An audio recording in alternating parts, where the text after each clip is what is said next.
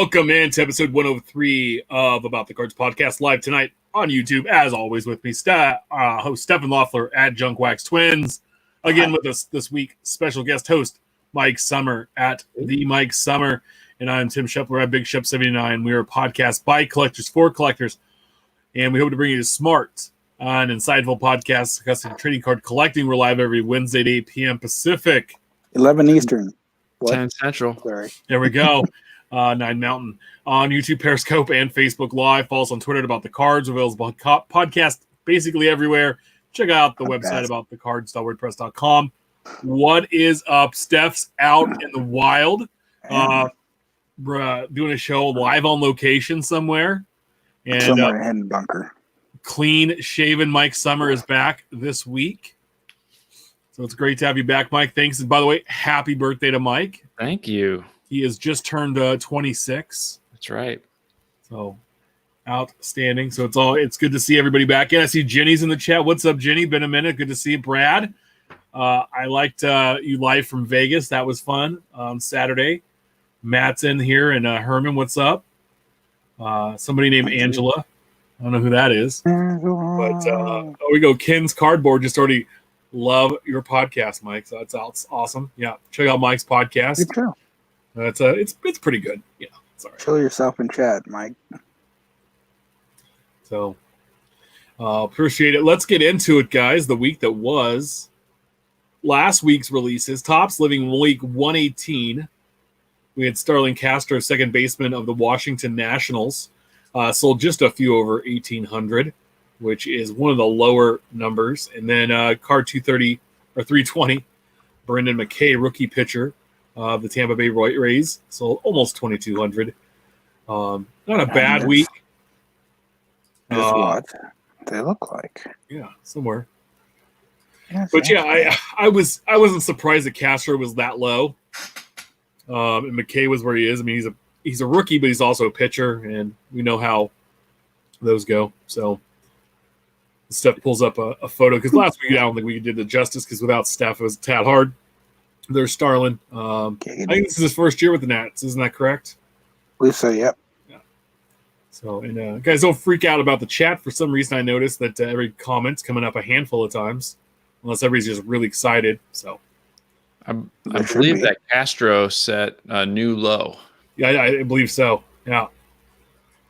Yeah. So, that'll be the new $20 card on the market, right? We also, so check out Topps Living Staff for a full breakdown on where these cards fall respectively in the set by team and by position. We also had 2020 Topps Diamond Icons drop, 2020 Panini Donruss Diamond Kings baseball, which Steph busted 2 boxes. Highlights pretty later. good. Well, Steph, what was one of your favorite ones that you pulled out that you're real excited about here? Well, so of course, Stack. Good Lord. Nah. But no, the first box that I broke had a Twins auto, literally for the first pack. So, I'll take that. But the second box, some Bogai. A Bo Bichette rookie auto. That's always nice. And a few packs later, facing right up. Ooh, gorgeous. Is a Jordan Downtown that needs much better protection than it has right now. Yeah. Those are amazing. Are they as pretty in person as I believe that they are? They are. They're nice and shiny and pretty and gorgeous. Yeah, that's a nice. And you couldn't get. I mean, besides maybe Trout at this point. That guy. Who? Oh, the Royals great Harmon Killebrew. Sir, it says Minnesota, not Kansas City. Oh, there. they got it wrong. They got it wrong. What else is new? Yeah, it was a nice little break, and from Steph picked these up while we're in Minnesota. Dayton. Dayton, okay. The lovely Dayton, Ohio. Oh, hey, let's just throw it all around. Dustin May. That's some hair. Nice little border parallel. Yeah, Diamond Kings is a good product, especially with the price point. So very nice. And we also had, speaking of great price point here, 1920 Panini National Treasures basketball dropped Friday. So we're going to talk a little bit about that later on. Big dollar about $4,300 a box. A little King Griffey action. That's just pretty. I'm sorry. Logo be damned. We'll hop into this week's hot off the presses, this week's new releases. Topps Living Week 119. Card 321. Larry Walker, Hall of Famer, outfielder of the Colorado Rockies. And then card 322, J.P. Crawford, shortstop from the Seattle Mariners. Crawford getting a second card in the set. He had one when he was on the Phillies a while back. I don't understand why J.P. Crawford needs a second card. Pretty much like, who was it, Avasel Garcia a few weeks ago. Got a second card. Yeah. Yeah, I don't get the lesser names getting their second card before even, some of the newer lesser names that haven't had a card yet get one. But yeah, because there's intentionality to it, right? Like they have to be asking the artist to put those cards together. I just don't understand some of the player selection that is done with this set at this point, especially when we're in second cards for some of these people. And there's so many players that have not been touched. Yep. So and more so, one nice touch on Mark Appel. Guy kind of flamed out after a contract dispute, but if you're gonna have a Larry Walker, why not have it have 331 for his jersey number 33? Pretty card though. What do you think of that stuff, Steph? Well, I mean, he could have been a Cardinal, but no, he tossed him in as a Rocky, rightfully. Gorgeous card. Yeah. I'm not a fan of Crawford. It'll probably be one of the lower per ones. We'll see what happens there. Because previously he was a Philly. Yeah. Which, by the way, but notice, no hat in either photo. Nope. True. Weird stuff. We also have this week 1920 Upper Deck Ice Hockey dropping today. $100 a box, 5 cards per pack, 5 packs per box. 1 autograph, 1 mem or exquisite card, 1 Sub-Zero insert, 5 green parallels, and 2 Premier Rookie Ice Premier Rookies. 150 card base set. The first 50 are vets. The next 100 are the Ice Premier Rookie cards, which have a level. They go 1 to 5. The easiest being level 5, which is at a $14.99, and the lowest is level 1, which is at a $99. They're all acetate cards. All the autographs are going to be on card. And then Upper Deck Exquisite gets a second release of cards, which came out first in Black Diamond. So they're going to have exquisite rookies that are either numbered out of $2.99 or $3.99, and exquisite signatures and exquisite material signature cards inserted into these boxes. So you get a little double dip. Are cool looking. Oh, although they should have the same color as the picture. Yeah, it'd be nice, but it's a little consistent, right? Minor things, right? Yeah, but so this is a little higher end, mid to high end, hockey product. You're not getting a ton of cards in a box, but you're also paying, $100, and you're going to get a guaranteed autograph. You're going to get some, rookie cards guaranteed. They're, could be low numbered. So not, still a good looking Upper Deck product. And it's nice that they're on card, because a lot of Upper Deck stuff has sticker autos. So it's nice when you see an on card product. Well, and for all of the 4 major sports, is there a better sport to have acetate than hockey with the ice effect? Right. Yeah, it looks so much better with the Upper Deck hockey product than the Panini football and basketball release that they did a couple years ago, or that they've done over the years. It just fits so much better with the hockey theme. Yeah, it makes sense. It just works. Yep. Also dropping this week, 2020 Panini Prizm Baseball. You're going to find that around $195 a box, 12 packs per box, 12 cards per pack. 3 autos, 3 autographs, 4 blue prisms, 5 red prisms, 3 silver prisms, and 12 inserts. It's a 300 card base set. There are 18 different color and patterns available in hobby alone. There's a rare tiger. This is going to be fun, guys. This is awesome. There's a lot here. Rare tiger stripe and the gold, 1 of 1 gold vinyl are both hobby exclusives. There's a red-orange Prizm that's hobby only, but they're special to hot boxes that land 1 per case. And those find a hot box get 24 of the red-orange cards. There's first off the line boxes, and they have 3 shimmer Prizms, and those are numbered out of 7. There's 4 purple Prizms in a blaster box. There's 3 red, white, and blue versions, and those are exclusive to retail multi-packs. The donut circle Prizms are in quick pitch retail boxes, and they have 5 different patterns and to combine to land 10 per box. I believe these, for example, these are the donut Prizm type design, or what they've called in the past anyway. They just have tiny little circles repeated, hence donut. There are 15 other parallels for a total of only 41 parallels for Prizm. So they were running the presses on this one again, guys. 41 parallels. You're going to find autographs of both major and minor leaguers.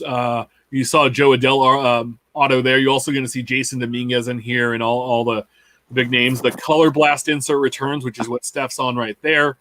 Vlad Jr. Yep. And there's also a Gems insert, and that's new, and it's a case hit. So that's a new insert that's coming out. Fancy. Yeah, and there's XL has, they're going to have an exclusive release, so they just come up with all these fun colors and try chasing it down. But that pops out. I picked up a few. Like the only time I've ever picked up Prizm was a couple years back when my buddy Garrett Hampson was a rookie last year, and I picked up a handful of parallels just randomly when I'd find one for $1 or $2. When someone broke the news. What's up? I said when someone broke the news. Yeah. Yeah. So, it's, I don't know. I can't really get excited behind Prizm baseball. The one I opened it one year, and I think it was 2013, and it had all the cocaine on it. I mean, the powder on it. Right. They had an issue with the cards to stick together, so they re-released it with the powder in between to help separate it. And it was like super. You had to like wipe down every card. It was fun. Yeah, so, I'm not a big fan of Prizm baseball either. I would buy 6 boxes of the next product we're going to talk about before I would buy, for the same price as 1 box of this. So, I'm going to be passing on Prizm baseball as well. I'll pick up the team set, but that's about it. The next product is Topps Big League. 2020 Topps Big League drops. It's $33 on a Friday. It drops. It's $33 a box. 18 packs per cards. 10 cards per pack.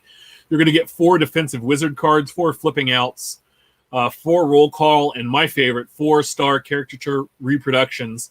Those are all the inserts you're going to get. You're also going to get 18 orange parallels. It is it's a 300 card base set.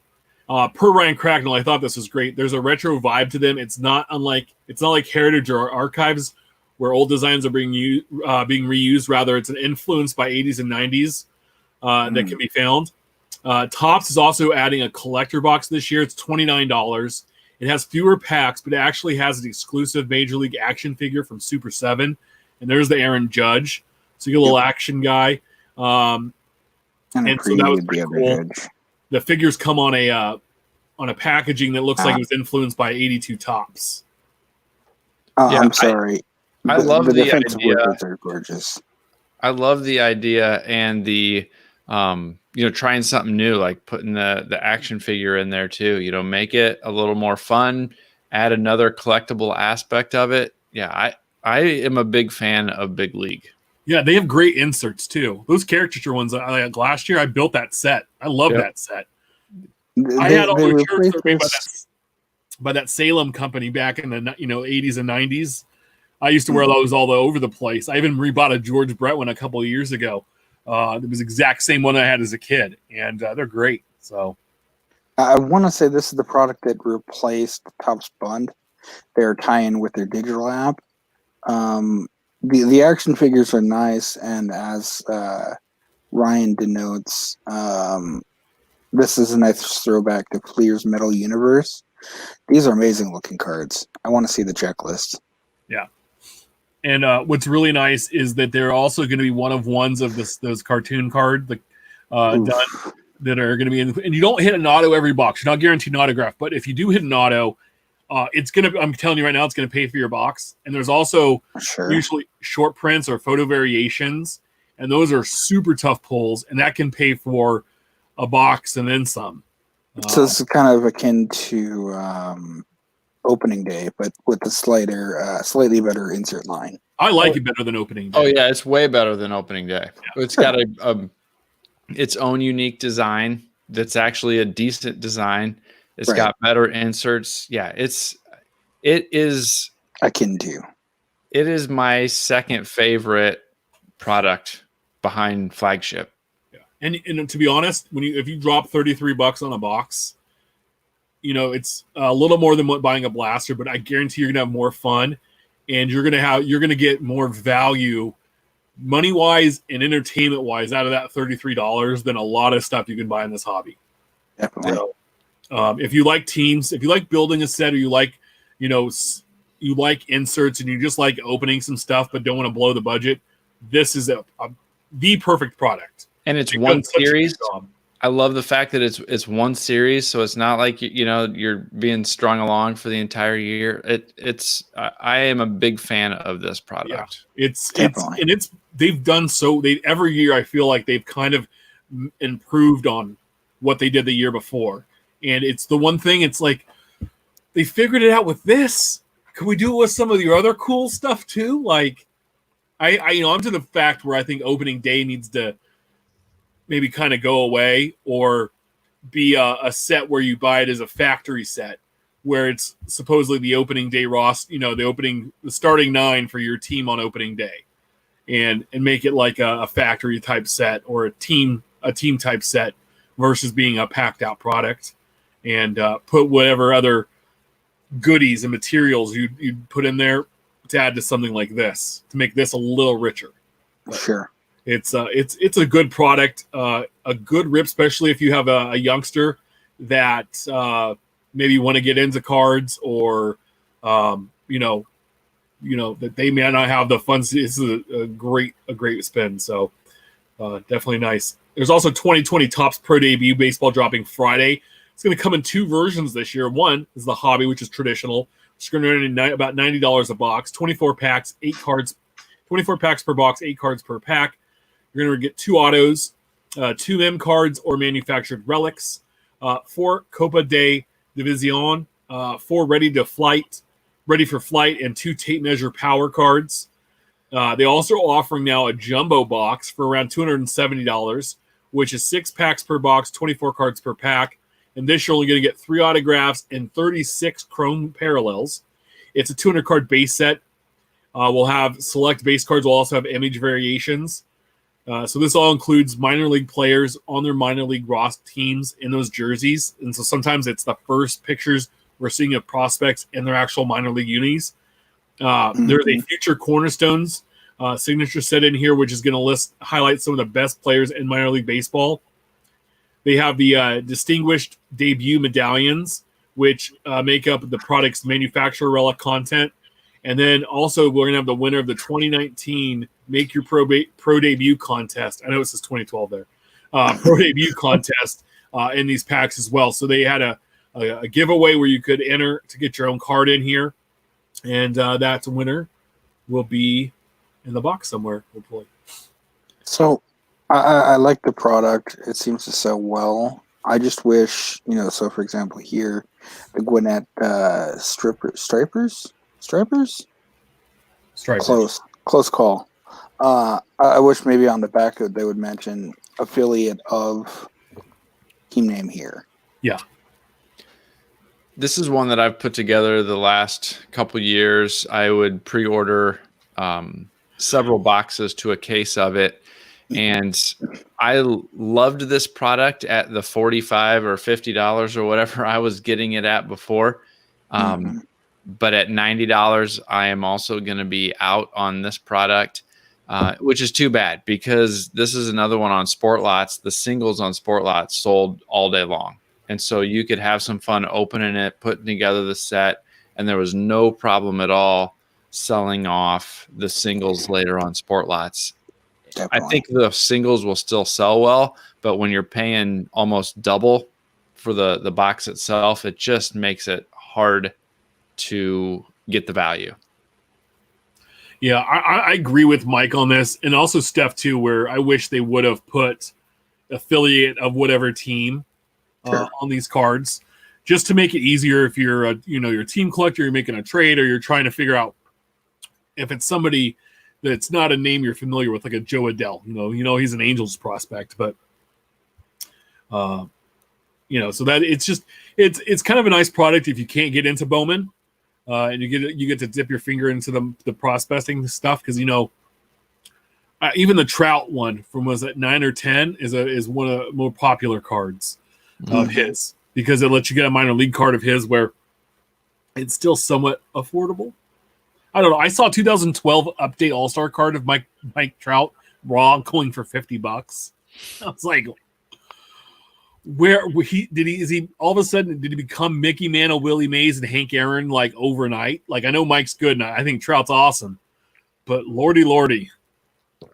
It's like, I understand, like, this is a nice Willie Mays, right? I mean, I've seen better condition, but spending $50 on an All-Star card from 8 years ago is kind of glad I have a couple, like making me think. Also too, this, we did not talk about, this is one coming out this week, and 2020 Topps Finest Baseball is coming out Friday. About $150 a box, 12 packs per box, 5 cards per pack. Very colorful. I love it.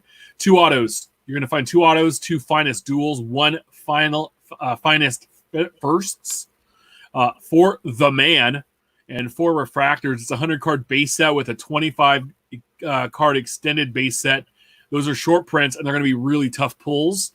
Hobby boxes continue to split into a pair of mini boxes. So there's 2 mini boxes in there that have 6 packs apiece.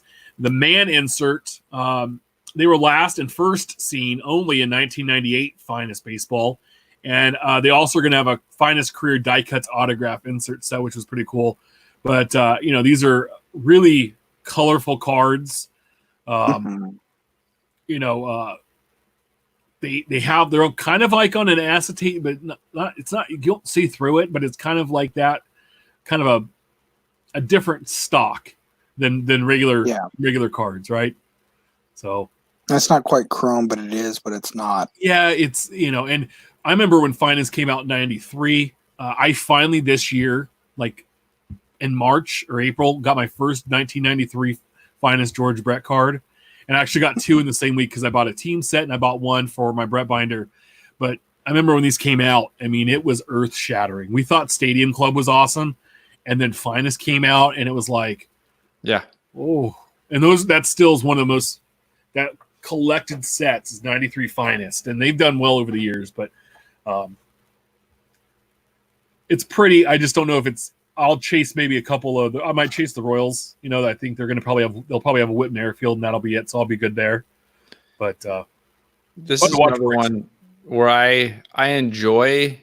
I've not bought a lot of it direct. I've put together some sets from buying lots later on.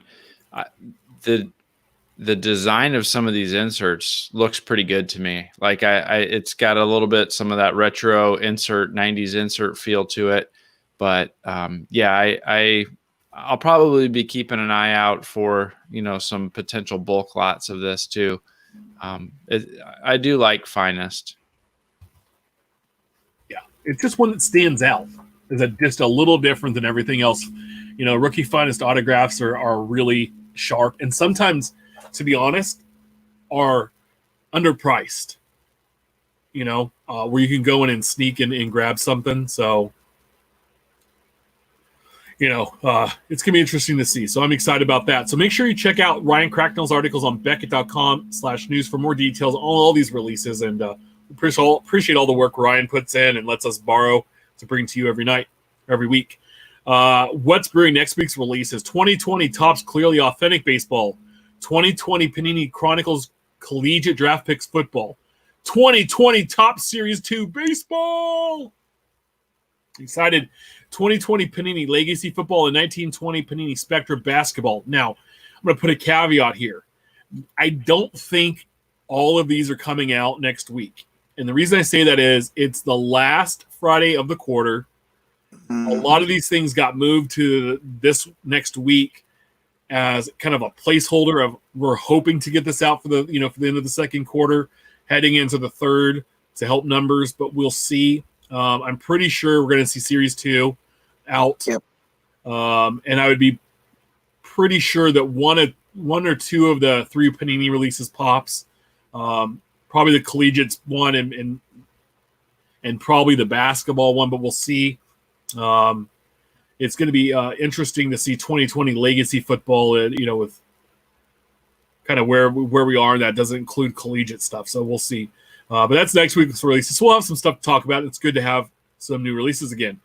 Infield Chatter, a Hobby Talk section, part of the show. Hobby Hotline is going to be live this Saturday on YouTube, Periscope, and Facebook at 8 a.m. Pacific, 11 a.m. Eastern. And make sure you check out the Monday Night Heat.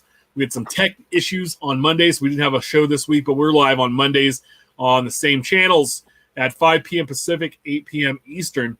And we're going to have a giveaway on that Monday night show of the Bowman boxes. Bowman.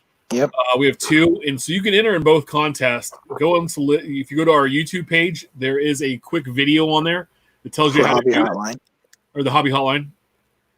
There's a quick video how to get in and win, or you listen to the last Monday night Heat that we had, and it's in there too. So check it out. It's great, and we're gonna have that great giveaway on Monday night.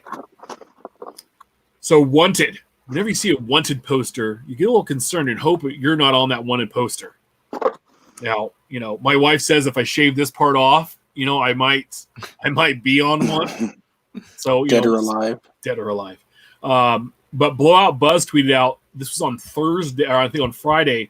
Blowout offers $500,000 for a Zion Williamson card. How bad do we want it? Well, blowoutcards.com is offering $500,000 for Zion Williamson's 1-of-1 rookie patch logo man card, number 108 physical card that you see here. Yes, that's a cool $500,000 for one basketball card. It's a one-of-a-kind with the NBA logo from a jersey he wore embedded into it and can be found in boxes here. And there's a link. And then for more details, you want to email wanted@blowoutcards.com. This followed a tweet from Grand Slam Collectibles at Only Grand Slam. We'll pay $350,000 for the 1920 Panini American National Treasure Zion Williamson, one NBA logo man, 1-of-1. Must be an on-card autograph that would grade a Beckett 910. We can fly you to the store from anywhere Southwest Air flies. So a couple people out there to get the card, which it would be tremendous if you pulled it. Now, my question to you guys is I know the Hobby Hotline talked about this a little bit on Saturday. You're going to take about a 35 or 40% hit, but would you take one of these offers, or would you try to, maybe put it out to bid and see if you get more out of it? I mean, if I'm Jimmy, a huge Kentucky collector, I'd obviously keep it. But Zion played at Duke, by the way. I thought he played Kentucky. No. Womp. Yeah. Well, then he sells anyway. I don't know what I was thinking. No, if with no basketball going on, take the obvious money. Yeah, I'd sell it in a heartbeat. Yeah, I would talk to a lawyer and figure out the least amount of taxes if I could have them put it in and buy a house for me. Sure. And take that money and do that instead, and let because it wouldn't buy a house here, but it would get a really good portion of a house put down for me. So yeah, get one in like rural Kansas or Nebraska or some crap. I could buy half the state. I'm Yeah, talking down here. Go live next to Jenny in Minnesota. I'm good. No, I mean it's just crazy. I saw that a one breaker pulled a 1-of-1 patch card on Friday, and then I was watching live, and I heard that, and so I'm watching Dan and Doug live on Mojo Break when that news came across. Swear to God, 5 minutes later, Dan is opening a pack and just goes, it just gets up, screams, and leaves. Like left the break. And comes back in and quietly goes like, Kyle Guy, autograph, whatever. Then he pulls up, it's the Zion 1/1 inscriptions auto or personalized inscriptions auto. And he didn't inscribe anything on it. He just did a signature. But a 1/1s, I mean, and like, what's that? If this logo man is 250, 500, what's this, 250? Right. I mean, I'm sitting there watching it going, God, I was really glad I got to see this break. But I wouldn't know what to do if I pulled that card or if I got that card. Like, I'd fly out. Like, I could drive, if it was mine, I could drive down them to see it. But would you fly out and pick it up from them so it wasn't going to go in, anyone else's hands? And Dan and Doug even thought about, well, we can get there. Maybe one of us flies the card to the guy. Right. Yeah, that's a big card. Yeah. And by the way, all day long selling those. I mean, that's life-changing money. Yep. That does, that investment goes a long even if you paid the taxes, it's still, like paying that, even though what I'm saying is not that you're going to get around paying the taxes. What I'm saying is even despite the fact that you're going to have to pay so much in taxes, you're still left with a ton of money. Oh, yeah. Oh, yeah. Is it enough money, though, to get the Reggie Jackson Baltimore Orioles card out of Keith Olbermann's hands? Olbermann, yeah. The one card. No, I just thought it was crazy. So, and then on top of this, there was a Zion NT art rookie patch National RPS Treasures. National Treasures at a 99 that sold Sunday for $99,800. It was canceled on Monday. Of course it was. This came across, and I appreciate Dub sent out a bunch. This came from Facebook. It was from a guy at Coach Tim's, nice _cards. He posted on IG. There was 182 bids on this card, and he was only going to charge $3.95 for shipping. And the card gets canceled, and the seller emailed back, by the way, good afternoon. Please cancel this bid. It was done accidentally. I would like to see you get paid for this item. My sincerest apologies on the mistake. It was not my intention to place a bid. I was showing this auction and accidentally hit the button. I hope you get a huge amount for this card. So, of course, he didn't get paid on it. We've seen this happen before, I think, with the Ohtani a couple years back. It's frustrating. When you see something that high, I don't think it ever goes back to that price point because a couple other things I think have popped. I think Houdini pulled one and sold it privately. So I don't know what the numbers were there. But I don't know how you accidentally play around and accidentally bid $99,800. Because right. if you make a mistake bid during the time, you can go back and have it retracted before the end of an auction. Mm-hmm. And don't you have to click like 3 times before it actually goes through? I believe so. Like you click the thing, then it confirm this is what you want to do. Are you really, really sure you want to bid $98,000 for this card? Yeah. So Ty Bond 3 is the buyer. Or was the bidder? I'm sorry, the bidder. Ty Bond 3. So I've just gone to my eBay store and blocked. So of course, I just think that's crap. And then there was a hack reporter this weekend that talked about it and tweeted out, "Buyer beware! The sports card market is absolutely being manipulated. There's an unprecedented amount of high-profile auctions that didn't end in payment, but are being used as data for future sales of lower-end cards of the same player." This hack reporter, Darren Ravel. Darren, bud, there was a whole bunch of replies. You're about 10 years. One of my favorites was Mashing Dingers. I've been watching it happen for 10 years. I guess it's news now. And then PSA 10 collector. Always last of the party, Darren. Would you like me to let your followers know that we also landed on the moon. And by the way, I'm going to point out this is the same guy that was tweeting out PWCC and Probstein auctions and using those as comps for certain things selling. And I used to kind of like Darren Ravel, but lately more and more what I've seen and what he's brought out is either someone else's information, he uses it as his own, or that he's way behind on it, or he's using something where it's not, he then turns and flips it, and then he's on sharing information that's maybe not the best. Right. Information like using the Probstein and the PWCC, because people on eBay and collectors know that, hey, like that, those always tend to go for a different amount than other things. So I don't know what your guys' thoughts are, but I'm going to call him a hack reporter. Wasn't he one of the people that was really pushing or calling out PWCC and Probstein last summer with the trimming and all that? Like I was he talked about it. And then in the last 3 or 4, he talked about the trimming scandal that was going on. Well, in the last 3 or 4 months, was tweeting about card prices and saying, "Oh, these great auctions," and these guys. Like there was a lot of tweets and there were other auctions at the time of the same cards that weren't associated with those guys that he could have shared, but chose only to share those. It was really odd because like I'd have to go back in our show notes, but there was this particular card and there were like 3 auctions that ended all at the same time around the same price. But he picked the PWCC ones. Yeah, of course. So, I don't know. Like anyway, I just want to bring. I thought it was funny because that like there all the mentions or all the responses were just like, dude, you're like really late to the party. Like we all have known this shit's been going on for a long time. Like, yeah, shocker.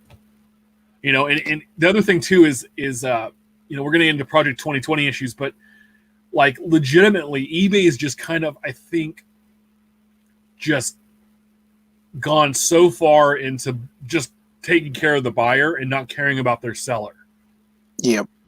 Lately, where the cancellations and the non-payments and issues have just kind of, luckily I haven't had any problems, but I'm not dealing in the world of $99,000 cards. So, right. It's frustrating when the market's been so hot and eBay sales, I think, have been outstanding, but there's been a lot of manipulating their rules in favor of the buyer and hurting the seller. Yep, that's for sure. So if I can insert one in here, I see you missed one from the group here. Oh, yeah. So from Collector Empire, this is why I don't go too crazy over patches. So much greed in this hobby. So you got a CC Sabathia, game worn patch, right? Yeah. Fancy enough patch. 5 of 10. I think this is from Diamond Icons. They replaced the patch on the inside with a much more favorable patch that probably isn't quote unquote game worn. 5 of 10. I want to know how you do that because that's pretty magical. Right. But and what do you do with the previous patch? I mean, wear it around as a necklace? I don't know. It's a good catch. This is why I like that some of the premium products have a serial number attached. Yeah. I know some people think serials are gimmicky 20 years into their run of being on cards, but this is one of the huge proponents for it. Yep. Yeah, I agree. I think it all should be numbered. I don't care if it's out of hell. Someone sent me a George Brett. A listener sent me this awesome George Brett I've never seen before, and it looks like an unlicensed product. I'm not sure who the manufacturer is. Hold it up, let me see. It says Gear. Oh, but it's numbered out of 10,000. This is card 7,554 out of 10,000. I don't care that it's numbered out of 10,000, but it's numbered. And if it had a relic or something on it, even better. Sure. I don't know. So Mike in the chat says it's a seller with a buyer cancellation. I told eBay I I was told me I was correct, but had a rule for the buyer. I even had so there was a bunch of exchanges back and forth. Sorry about that, going back and forth to review, and he had a bunch of returns. So yeah, it's been just kind of crazy the abuse that's been there. I don't know who sent this to us, Steph, but somebody said has come to this at APK Sports 1 on Twitter. I just saw this on Facebook. Is this what we've gotten to? Razzes for supplies. It was a flippin' Razz. So if you don't know what those are some interesting things where you buy a spot for this was 10 spots for $5. So the seller gets $50 no matter what, and one person for $5 would win all this stuff. It was an Ultra Pro team bag, a pack of Ultra Pro team bags, 175-point one touch, 100-point one touch, one pack of 79-point top loaders from BCW, 2 packs of super thick top loads, 3 packs of thick top loads, 4 penny sleeves, and 4 card stands. We've gotten so desperate for supplies that we're now doing Razzes for them. I mean, I heard Colin of Sports Card Radio say he was selling 5 packs of one touches for $20. He was selling for like $5 a piece. And I was like, I mean, it's crazy. I mean, in normal times, those are $2, maybe $2.50, maybe. Yep. Right. But no, it's crazy. And BWC's BCW is sold out of their standard top loaders until Halloween. Yep. For their website. I know several companies and organizations are also running low on their supply, so it's not just the manufacturers. Everyone wants these materials. Yeah, I'm a fan of Cardboard Gold, and I think their standard top loaders are supposed to be restocked here in a few weeks, but they're about out of penny sleeves, which is they're my go-to for penny sleeves, and they're going to be out of penny sleeves till October because of supply chain issues with China and all that kind of stuff with COVID. So it seems like across the board, you have some who are going to be back in stock with top loaders in July, but they're not going to have penny sleeves till October. Penny sleeves are now the thing that are doubling on the market. I'm glad I bought a couple cases earlier this year and have plenty in stock, but they went from 40. Someone needs to clip this. $43 or whatever I paid for 10,000 of them. Isn't that the best $40 they're up to 80 to 100 now too. So yeah, it's real quick though. Isn't that the best $40 when you get a 10,000 penny sleeves? Like I love that. I love to buy. I bought, and I have back over here behind me. I have quite a few top loaders and penny sleeves that's usually fill. My top loaders are pretty much gone. The penny sleeves I'm pretty good on, but I kind of pulled back on selling supplies just until I kind of know what's going on. I'm hoping to swing by one of the local spots here, the local distributors this Friday, and check in with them on some stuff and just kind of see what they have in stock. So, and a lot of the shipping and some of the stuff that I'll do, I always reuse. Not always. I mean, if they're completely yellowed and trashed, I don't reuse them. But I haven't bought top loaders for 3 years because of the collections that I buy, and I've got enough that are almost like new that come out of these collections that I've not had to buy top loaders for years. But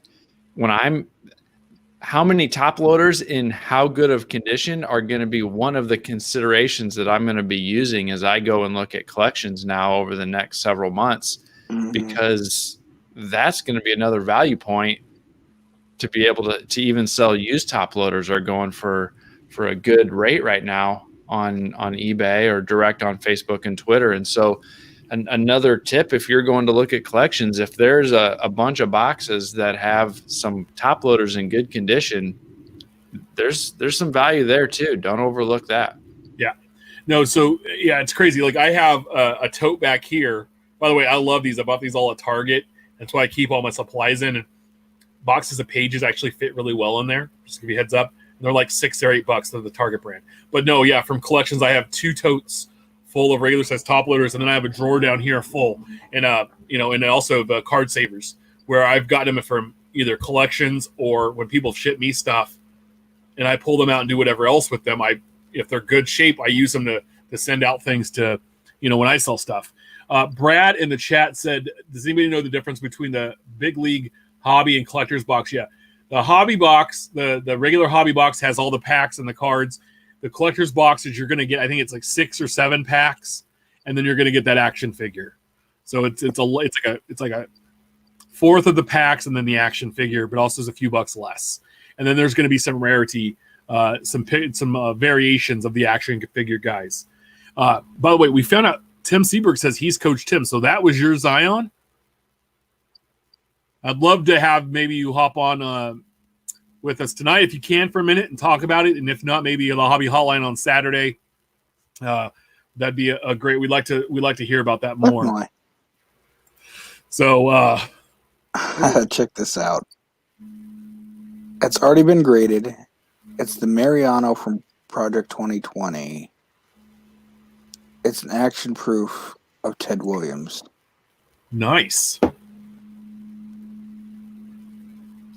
So I'd love you share this with us as we get into more Project 2020 issues. Thanks, Tops. Yeah. So here we go. We're going to get into this. So at C Martin 4534 picked up an Ichiro from King Saladin. It was Tops encased it with a filler card from BCW's One Touch on the back. Here we go. It's a great looking card, by the way. One of my favorite Ichiros. By the way, Ichiro's had some of the best cards. Oh, and then there you go. At least you could measure your magnetics on the back if you wanted to. Right. But there you go. And then Alan Harrison in the same tweet thread here said he shared his King Saladin, Willie Mays, and it was a blank back. It was just pure white. Here we go. Here's the video there, and no back. And then there was GM Mariners who shared his Fucci Mike Trout, and it was put in upside down. Where's that one at? I put it in. I put a link because I think it was in a different stream, so I put it in the notes there. Oh, I see it. But it was, I got my latest Brett, and the sticker was on really poorly, but I'll take that over some of the other things I've seen. Yeah. So, guys, product control, QC, come on. Yeah. At an eBay 101. It's just, I know there's a lot of these cards, but the thing is they're taken for quite a while to get out. Yep. Mm-hmm.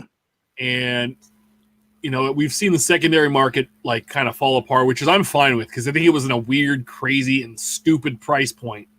And It's really settled back down, which is nice because that's where it should be, right?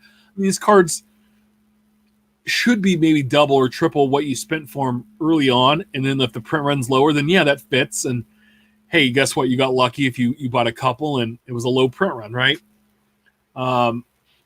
But these kind of, people complaining about the scratches on cases and stuff. It's like, okay, get over that, or what brand of case it is versus that the card doesn't have a back. It has the wrong back. It has a blank back. It's upside down. Like those are, or it has pubic hair in it. Like we saw a couple weeks, it had hair of some kind and it was short and curly. So that's all I'm going to say.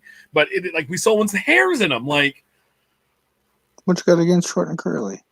I'm just saying, I don't want someone short and curlies with inside my cards, right? Unless it was one of those from, what was that one? Anyway.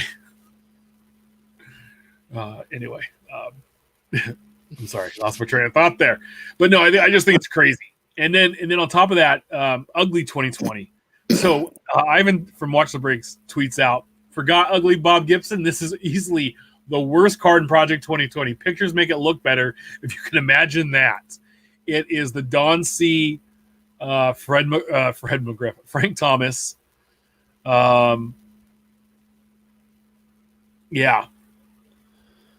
And so we saw these. We're all like, "Oh my god, that looks so great!"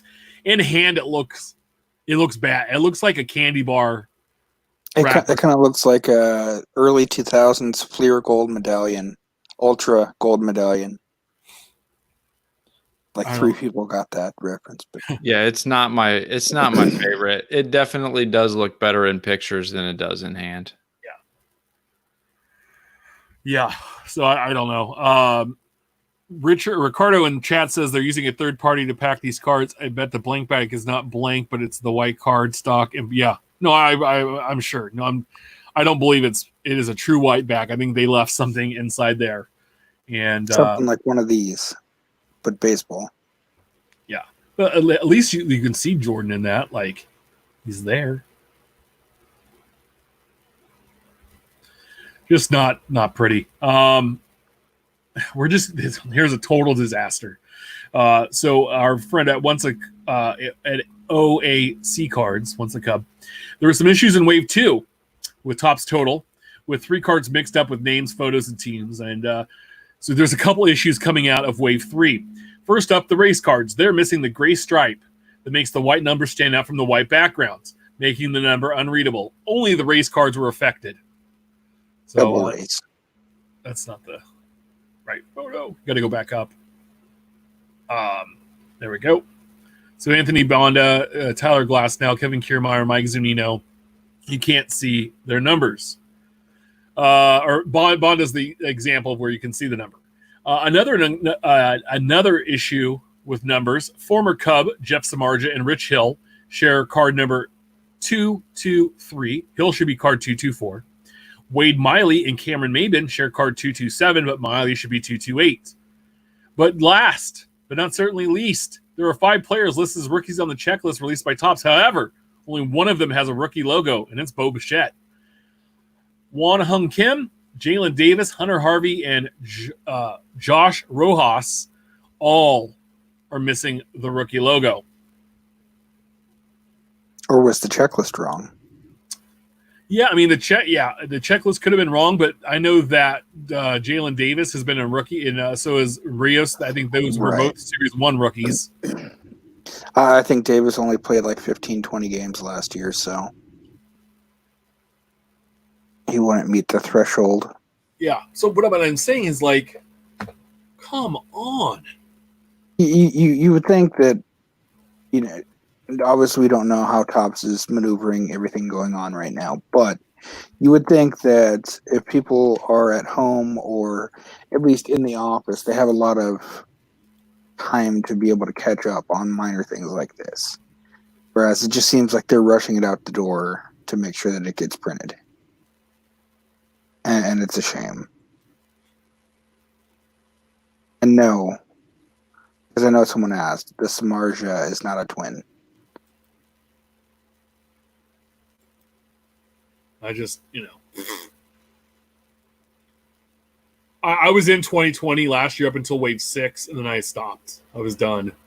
So it's Wave 7, 8, and 9 I need to get from Matt. Yeah, I still sell pretty well on a weekly basis. I'm still selling probably a handful of cards every week, which is fine. And I liked the idea. It just now and this year, like the execution, like we've seen in like 2 out of 3 waves, there's been issues. Mm-hmm.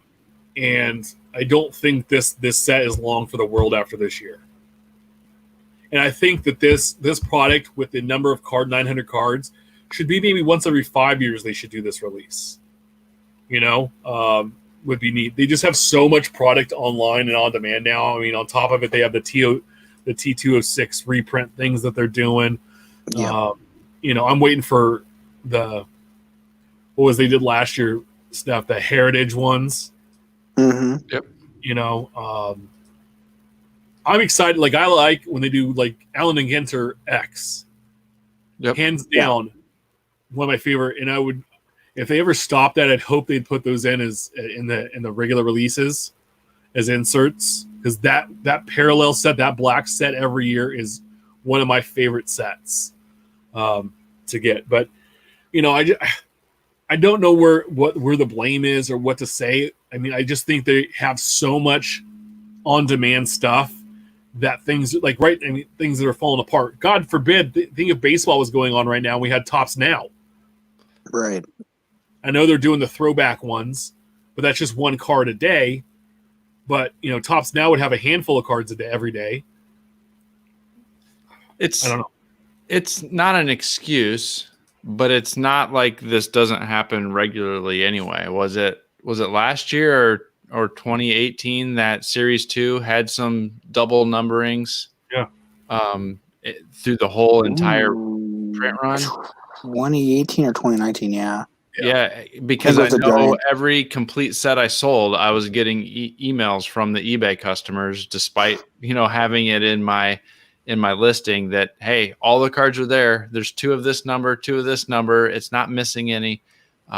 It caused a lot of headaches, but I mean that was with a big flagship run, and so it's not like these types of things don't happen from time to time. But I agree, that's not an excuse. I wish the quality control would sharpen up, but yeah, here's all the stuff you can buy online. Project 2020, Topps T206, the Derek Jeter Topps Now Chrome set, Topps Living, the Kenny Mayne game, Garbage Pail Kids, Wacky Packs, Topps X BVB, a Lionel Messi set, a Throwback Thursday, Topps Total, Game Within the Game.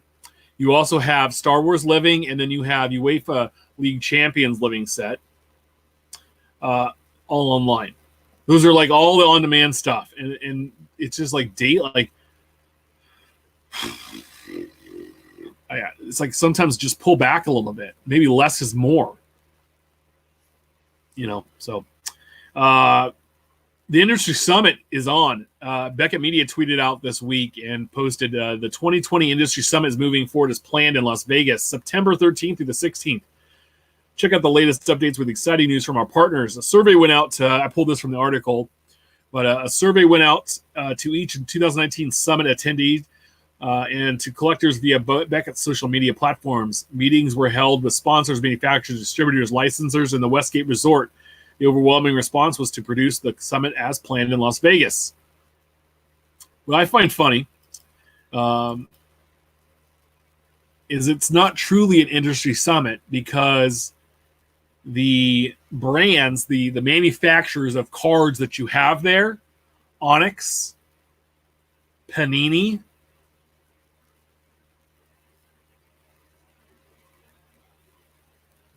TriStar, the rest, and then Dragon Shield. So I know that's some stuff there, but you Leaf have usually there. What's up? Leaf is usually there. Oh yeah, Leaf. Yeah, I see. I'm sorry, I skipped over Leaf. There we go. But then you have you have you have Gold River Distributors, Southern Hobby, GTS. These are all distributors that are going to be there. Then you have guys that make like Lionel Racing. Will be there. Super 7 that made those action figure guys. So it's a lot, but Topps and Upper Deck both have walked away from this, doing their own. So truly now it's not really, to me, an industry summit when you're missing 2 of the 3 major producers of sports trading cards. So I don't know what your guys' thoughts are. I think it's good for people to have a shop or break to go on and get to meet the distributors and hang out with those, or the supply, the guys making the supplies. But when your card brands aren't there, I don't know. Yeah, I think it's annoying that there's 3 different quote unquote industry focused conferences now, with the Topps conference, the Upper Deck Dealers conference, and the Beckett Panini conference here. Eric talked a little bit about this. He had one of the Beckett people who's kind of in charge of overseeing it, I think, on his show last week, and reran that as a podcast. And it sounds interesting. Like, I think there's a lot of value that would come from it. I was interested, I guess, from a content creation perspective, and even some of the things that I might be able to pick up as a reseller. I'm less interested in it being in Vegas, I would be more interested if it was in Dallas, like they had it So would I. a couple of years ago. And yes, Steph, you probably would too. Vegas just doesn't appeal to me. But I think it's a good idea, but I wish all of the manufacturers and everybody was there at the same conference. I think it would make One, I think it's because I think Beckett bought it, right? I mean, this was a standalone thing, and Beckett purchased this a few years back. Yep. And it was really big at one point because all of them there. And Brian, I remember a handful of years ago, Brian Gray like stood up and just kind of like pulled the curtain back and let some of the people in the industry just kind of have it, which was I really supported. And he still kind of stands there, but he's done other stuff that's kind of, I think, taken away the shine a little bit about what they do with me. I don't know. So, but anyway, I'm just, to me, it's really a shame that they can't get along. And I don't think that these companies talk whatsoever. I don't think they want to like each other or they want to be involved, and there's hard feelings, and, they can't figure it out because, I mean, all of them are suing each other except for Topps, and they're all round robin suing each other. And it's just like, if they can't even, they can't even show up to a show like this together to support their hobby, and they have to do their standalone ones. To me, it's just, it seems not a good use of time. I like at least Topps included that they had their, their conference wasn't coincided with their Transcendent party. Mm-hmm. That somewhat makes some sense. But I don't know. And I think Dallas, I know Vegas is way better than Dallas, but Dallas is better because Panini could give tours of their facility. Yeah. Beckett could do a tour of their facility. There's a lot of good hobby shops supposedly down that way. And, Steph would have a meet and greet, and he'd sign your autographs for a couple bucks. I'm not Leaf. I'll sign for free. There you go. So I just parking lot. I think that it could be done better, but it won't be because it's this hobby and no one can get along, even on the show. Dallas is open. So Sports Collectors Daily posts an article at the Delta Marriott Convention Center now in Texas. Dozens of dealers and hundreds of collectors over the show's 3-day run, with a few tables more than normal. There was a room with fewer tables. There were fewer tables. There we go. I could get that out. There was more room to social distance if you were inclined to. Some attendees wore masks, most did not. There was hand sanitizing stations set up. Some dealers took time to wipe down their areas and their booths, while others had been spending time there. Uncle Rich was pictured in this. He was photographed and quoted in the article, which was pretty cool. I heard it was good. From the chat, I believe someone said they've already scheduled a second show. There's Uncle Rich digging in boxes. I love that. I have a question. So, Mike, you set up at shows. Yep. Steph's done the same. I do as well. I'm really missing a show here. We were supposed to have one 2 weeks ago, and it got canceled. I understand. I get all of this. I just selfishly miss doing a card show all day, talking trading cards, meeting guys locally, and saying what's up. But would you set up or attend a show at this current point in time? Well, I would around here. The local show that we've got is a fairly small show. There's maybe 6 to 8 of us sellers that set up, and we have, I would say, 10 to 20 people at a time, and there's a cycle of people throughout the day. I think in our area, there's only 13 active cases of COVID right now in our entire, multi-county area or whatever. At least that's my understanding from what I see on our health department site. So I'm looking forward to it. We canceled our June show as well. We're hoping to be able to get back going again in July, and I will be set up if we do. Would I be as comfortable going to A Chicago show or the National or something like that at this point, probably not. But our No. local show, yeah, for sure. So, and I know Steph, this it looks is like my you were in a local. hat, by the way. Good. Got a halo going. No, I know this is my local show, and Kyle's Kyle's Kyle. He has some decent shows, and yeah, I bought my Rod Career rookie from him. But given Texas's recent surge, and as I said in chat here, of cases and everything else going on, just not even for myself. I mean, I know Texas has that whole huge personal attitude of we're going to do what we want because we can. Texas. Texas, yeah, exactly. I probably wouldn't have attended. Rich is obviously seen taking precautions, but it looks like the majority of people weren't. I mean, I'll just pick up my singles online and wait for them to ship 3 months from now. Yeah. No, I agree. I would be tentative to set up just because I do a lot of like quarter box stuff, not a lot of showcase stuff. I'd probably just go to buy and be very selective of where I was and what I did. But the other thing too is I've been trying to find collections online and through the normal channels, and I've not seen anything.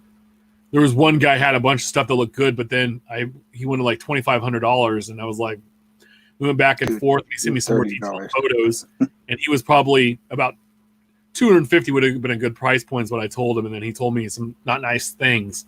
So I was like, cool, luck. And it's been down there for 4 weeks now. So, well, did you see? Speaking of collections, did you see that link that I sent to the Reddit comments? I think it's this one. There's a guy who shared not that. I like the guy that was going to trade a Brewers opening day mascot card for Aaron Judge or like Juan Soto rookie cards. Like, of course, that was a fun one. No, there was a guy who said the typical story.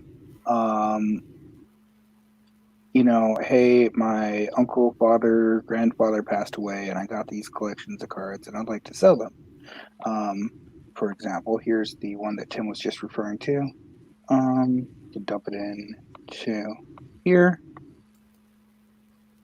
For any Brewers fan, or if you just like the card, I'm down for a trade. I collect Aaron Judge, Pete Alonso, or any top rookies. Yeah. Dude, it's a mascot. Again, it's an autograph, but yeah. But I mean, of who? Some rando. PSA for the tins. If you cut the styrofoam in half, it'll fit a graded card nicely. Well, where did it go?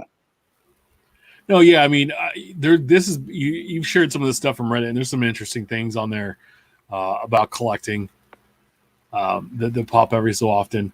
But to me, like, at this point, having a show isn't as important. And I feel like as we, somebody said, doesn't Texas have a huge jump in viruses? I think there were a handful of states that have seen openness not be the best way. And I like, as much as I like being at home, like I'd like to live in the world again a little bit, but I have a feeling like this is going to last a lot longer because a lot of people just couldn't wait. I don't know. So that's why we have the show, to bring entertainment and have fun and talk about trading cards and fun stuff. I thought this was awesome. So raising the price at Cardboard Icons, Ben put out this great tweet. Just a thought, if Topps and Panini see that certain blasts are selling for double on the secondary market, how long until they bump the MSRP to $29.99 to help stabilize things and take advantage of said gap? It'd be a bit unconventional, but would make a ton of sense. What do you guys think?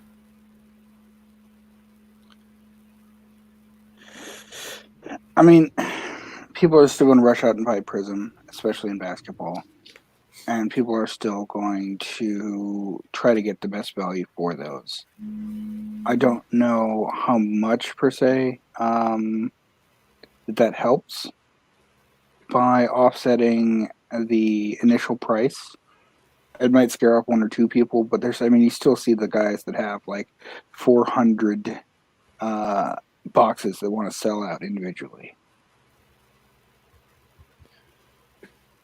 Yeah, I think I have mixed feelings on it because from a business perspective, if the market is there, the manufacturers it would make sense for the manufacturers to be able to take advantage of that and increase their profits. At the same time, there will be a point where the end consumer says, I am no longer willing to pay this much for packs or boxes. And that's the point when we'll start to see prices come back down. They'll either raise to a point that people aren't willing to pay it, or the supply will be increased to a point that people can get whatever they want and the prices have to come back down. Eventually, we're going to see one of those two things. But no, I don't think it's going to be forever that we're going to see meat left on the bone for random retail flippers to be profiting off of these things. Well, I think they should put it to $30, and just see. Even if it's not on all the products, some of the products like that we see big runs on, like Topps flagship baseball, right, or Heritage, which is probably some of the Heritage, probably the worst blasters I think you can buy. Leave them at $19.99, but Bowman put it at $29.99. Put these mega boxes at $39.99. Bring up that cost and see if you still have the same run on it as you do. And what I don't get is sometimes you see these guys like selling these lots of blasters, say for here's 10 blasters for $400. Well, okay, I'd much rather take that $400 and go buy, maybe 2 hobby boxes or maybe 1 jumbo box. We've seen prices come down a little bit because at least I'm going to be guaranteed some autographs, and I'm not going to get guaranteed the duplicate packs. And so I would like to see it. I think that we need to get somewhere unconventional with it.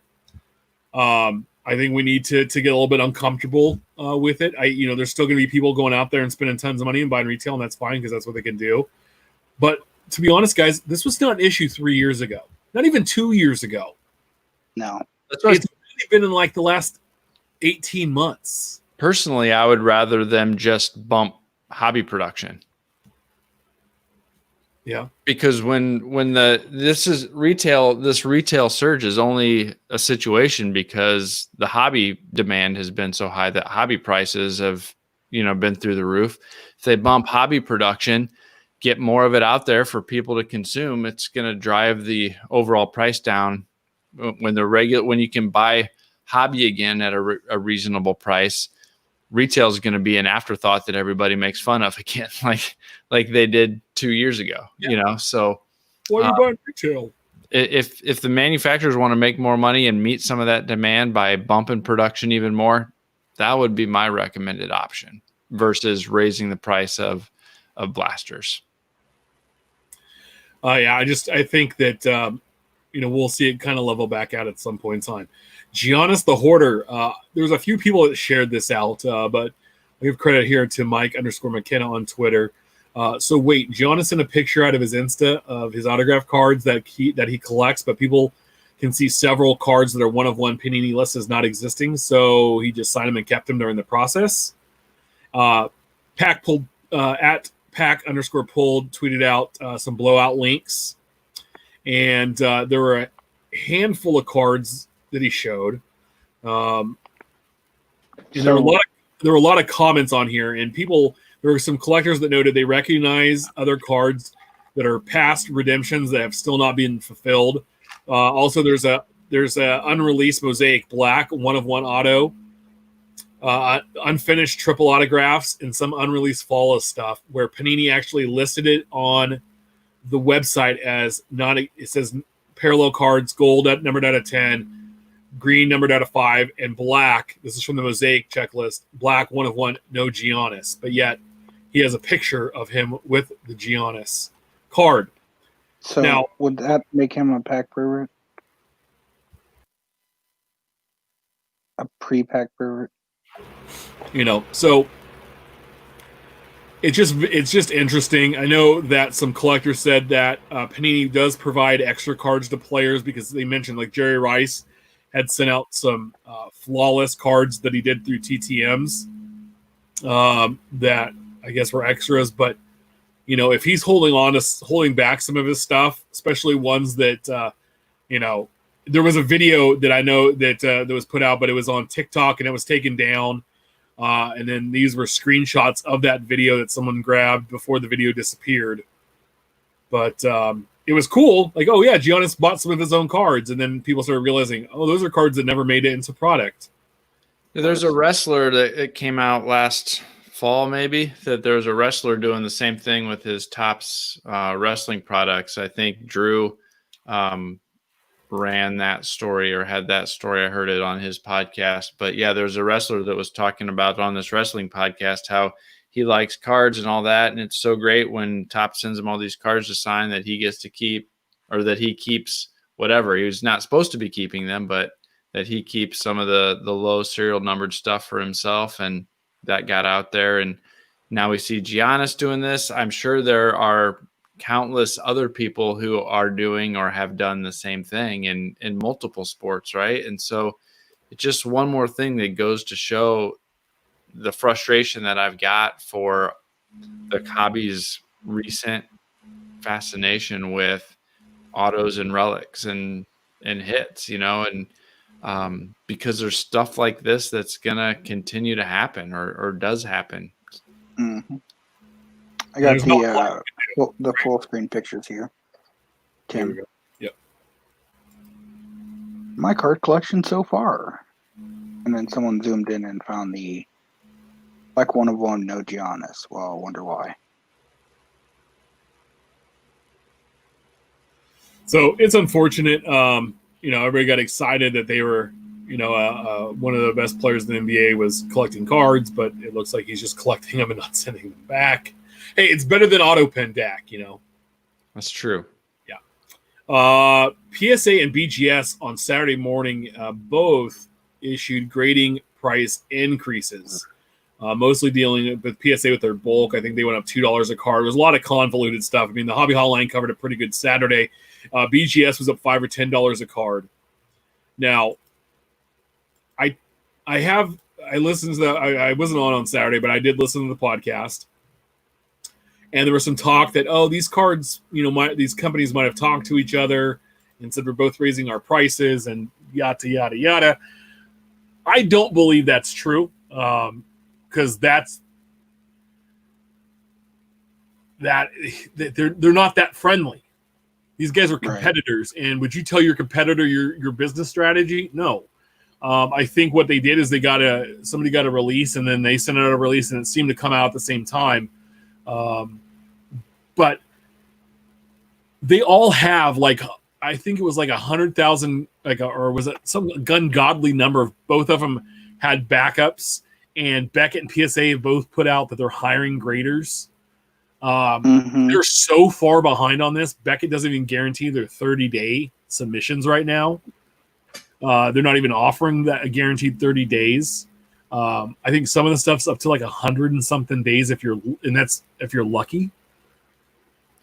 I don't understand if I have, and then also too, it's based on what you value what the card's valued at, the prices go up. I don't understand submitting cards, sending them to a company through the mail or a service. They get there, they sit there, they're there for months on end. They get a grade, and then they get hopefully mailed back to you. And these are some of your favorite, best, most expensive cards that you have, and you're just mailing them willy-nilly back and forth, hoping, you know, that they make it there, they make it back, and there's no damage, they're not lost, they're not stolen, they're not burned up in a truck fire.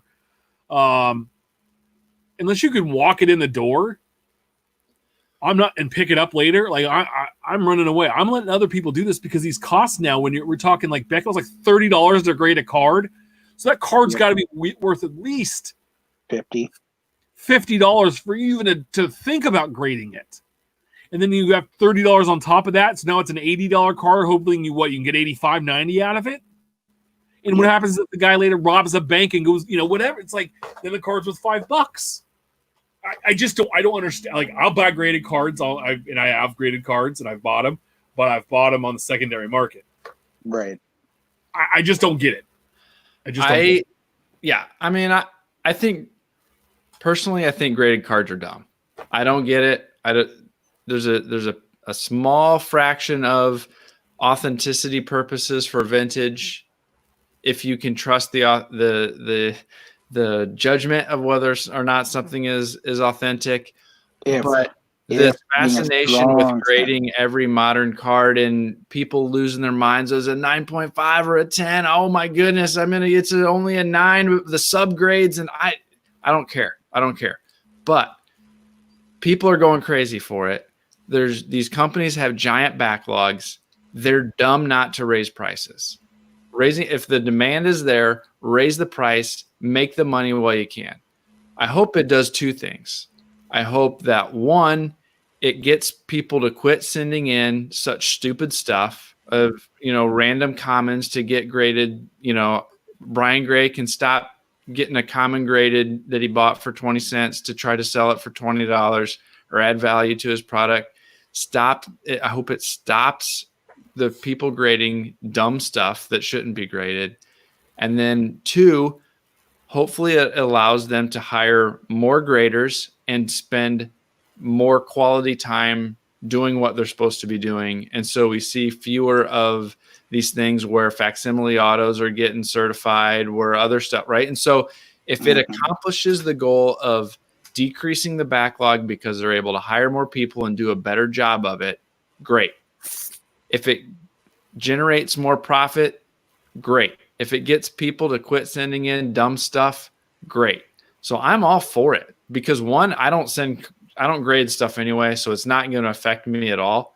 I don't buy graded cards specifically looking for cards at a certain grade, so it's not going to affect me at all. But with the demand that they've got, with the backlog that these companies are seeing, they're dumb not to raise prices. And so I'm glad they're doing it. I wholeheartedly agree. And I think that too, then these guys doing these group submissions from card shops or from wherever, they're taking thousands of cards and submitting them. So I'm going to give it to Mike's card shop. Mike is then going to submit it for me, send it off. It's going to go to the company's hands and then through their process, back to a shipping company, back to Mike, and then back to me. Good Lord. You know what can happen in that 200 days? There was some stuff with a dude at Vintage Breaks and taking card submissions on the side and all this stuff and held the cards for hundreds of days. And people were without cards for almost still now over a year without having cards. Well, the fluctuation in value of cards over a year of a certain player based on seasonality or performance or what have you. I stopped once I got all my run of Brett Topps base cards graded. I'm done. I'm out. I've cracked more in the last few months than I've actually bought. Sometimes I'll buy a graded card because I need it for a set or I like the card, but I don't care if it's graded because I'm going to put it in a different case. Spend your money. I know that they're $5 right now, but a one touch normally are like $2. And then you get these sexy sleeves and put on them. Yeah, a hell of a job, and they look super cool and they fit in any normal box.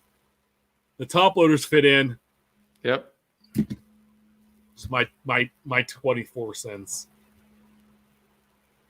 Yeah, I mean, look, I more so than I understand the issues with backlog and companies having to dig themselves out. But if their issue is being able to get through that, you'd think that they would put a priority on that, put a stop on it, finish up what they have, and then restart. But they have to have that money come in and pay these guys. Sure, but you already had a huge upfront. I mean, you don't need 2020 Bowman, insert player name here, graded the second the product is released. I'm sorry. Inga's graded. No, you don't. Yeah, it's just goofy. Go ahead and waste and spend your money and waste your time doing it, and hopefully get your cards back and they don't get lost or damaged or whatever. in the process. Mike, I have a quick question. Yeah. It's a faster gun. Boom! Boom. I saw you had your red price. By the way, this is like the best, like, I don't know, like $12 I ever spent on Amazon. Yeah, it's great. I think Tim had you by a mile there. It's always, yeah, he didn't know I was going to do it. It's always red versus blue, my word, for some reason. That's right. Yeah, get that pricing gun. Got to, man. It's great, and you put the little stickers on, makes you feel like a real, you're really valued. That's right. It looks like you know what you're doing, right? I'm on my daughter's forehead sometimes. It's been a great show, guys. Any final thoughts before we head out tonight? One question in chat there from Mike. Which brand size plastic sleeves fit 130 1-point cases the best? These I've bought is they are a perfect fit sleeve, and I'll make sure they're from Superior Fit Innovations, and I think that I'm going to pull it up right here because they were sold out the other day, but they've been getting supplies in. But if you need to get, they have them for all the mags from the different companies, even certain like Topps Luminary that had a special holder.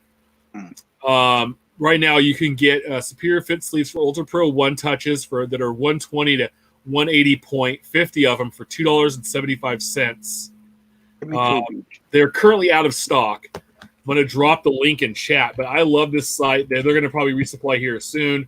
But they also fit all of my Project 2020 cards. So I know I have some BCW ones and another brand I could not see the name on, and they fit in there just fine. But they don't leave any meat on it at all.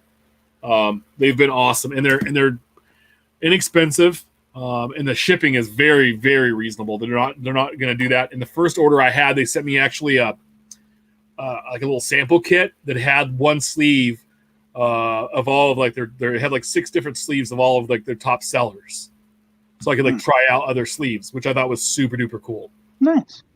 But that's what I use. I found them from Phil Hughes, and I went through this last couple of days and went through and put all of my one touches in these new sleeves. They work a lot better than the team bag or one touch sleeves. Ultra Pro's got great supplies, and so does BCW, but they just have a little extra meat on the side, so it doesn't look as clean. Can we please get somebody to start a supply manufacturing facility in the U.S. so we don't have to depend on supplies coming from China anymore? Somebody? There's an idea for you. You can work there cheap. Start producing penny sleeves, top loaders, one touches here in America. Yeah, great. I was always thinking about this, and this sparked from last week on the Diamond Kings with the 3,000 hit club inserts. I was mad there was only 15. I mean, there's not that many guys in the 3,000 hit club. There's actually only 32 guys in the club, so you couldn't have we couldn't get the other 16, 18 guys or 17 guys in there. So what I did is I went and pulled the list, and I started a little special customs collecting binder where I pulled I got all the Hall of Famers, all the baseball Hall of Famers, the 3,000 hit club, and then all the all-time home run leaders, anybody that's hit over 300 home runs. And so I started a little binder with these guys, and if I have an extra rookie card of theirs, that's what I'm putting in, or one of my favorite inserts or other cards that they've had. So like George Brett's on all 3 lists. So I picked 3 different George Bretts, and I believe Hank Aaron's on all 3 lists. There's a handful of guys. But I built up, I just started doing this last night, this little binder of these guys. And it's been a really fun, like, little homemade set collection that I've done. And because sometimes you have, like, like I don't have a High Pockets Kelly's card. Like, High Pocket Kelly, like, that sounds like a cool guy to have a card of. Find one of him someday. But, I think the oldest, the one I have is a Robin Roberts, who was inducted in 76 right now. I need to find a couple Clementes, but long time Oriole. Yeah. So no, it's just something I started last night to have some fun with and build up, and it's not a major focus, but I got a good start to it already. So cool. Programming note here, Tim. Yes. Check your PSA is hiring. So if you're blind or you have a pair of scissors handy, Or if you're like me, you can sort cards in the pitch dark in Chicago with a very dude-ly guy on hand. Maybe go apply.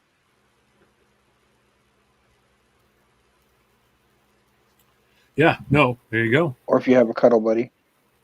That's right. And by the way, Pleased to this report- weekend, don't forget this weekend, there's the virtual card show. We talked about it on last week's show. Check that out. It starts, Friday and Saturday? Am I right on the dates there? Yep. So we should have an announcement of a special show upcoming soon. yes. And then a hobby history show, maybe? Maybe. And then, as our Twitter account stated, unlike last year, pleased to report that I did not plow any beavers on my way through Minnesota. Missed 2 deer, but no beavers. That's good to report back. Indeed. All right, guys. Well, we appreciate it. Mike, again, thanks for hanging out with us on your birthday. Of course. No problem. Subbing in. Happy birthday. Happy birthday. Steph, we might have another cool guest host with us next week. Okay. That I just I got some note a little DM from. So there's that. Remember, we're live every Wednesday at 8 p.m. Pacific on YouTube, Periscope, 11 Eastern. 11 Eastern. Remember to watch the Hobby Hotline this Saturday at 8 a.m. Pacific, 11 a.m. Eastern. Call in with any questions, comments. We appreciate the support there. Before we end up the show, I lost I have an update. So I was told I lost a friend today. Guy that I went to junior high and high school with, played ball. We played ball in high school and college together, played football. Amazing, funny guy. Always a guy you could call and have hang out and you just had fun, right? We used to play a lot of Gran Turismo back in the day. And I found that somebody said he passed, we got the call he passed away. And I would be remiss if I didn't talk about it on the show. But he's in a coma. He's basically brain dead at this point. He slipped and he fell and hit his head. And, it's one of those things like you just, never know what's going to happen, right? And so I've talked to some friends and some buddies I haven't talked to in a handful of years, sometimes some longer than that. And it just made me realize, man, what a phone call can do or a text message, no matter what the situation was or how it ended, that a quick message, hey, I'm just thinking of you, how far that can go. And if I could just send him a note, right? You look back and it's like hindsight's 2020. Hey, if I bought a Ronald Acuna bat downs, I'd be doing pretty good right now, But to not be able to tell him that one last time, I'm thinking about it. It's funny because Saturday I drove by his parents' old house and told my wife, oh yeah, my buddy, lived down that way and all this stuff. And then this happened. So, the family's got to make a decision, but for all intents and purposes, my friend's gone. So it's one of those things that hurts, but sometimes the hurt brings out the good. And reach out to somebody this weekend for me and just say, hey, maybe you might have talked to in a while, and try to mend that fence. Make sure to subscribe and review our show on all platforms. You can always follow us on Twitter about the cards. You can always follow Mike at the Mike Sommer. Follow Steph at Junkwax Twins. You always follow me at Big Chef 79. Share your hobby stories, great pulls, and send your questions our way. Keep collecting, and we appreciate it. And we'll see you all next week. Have a good one.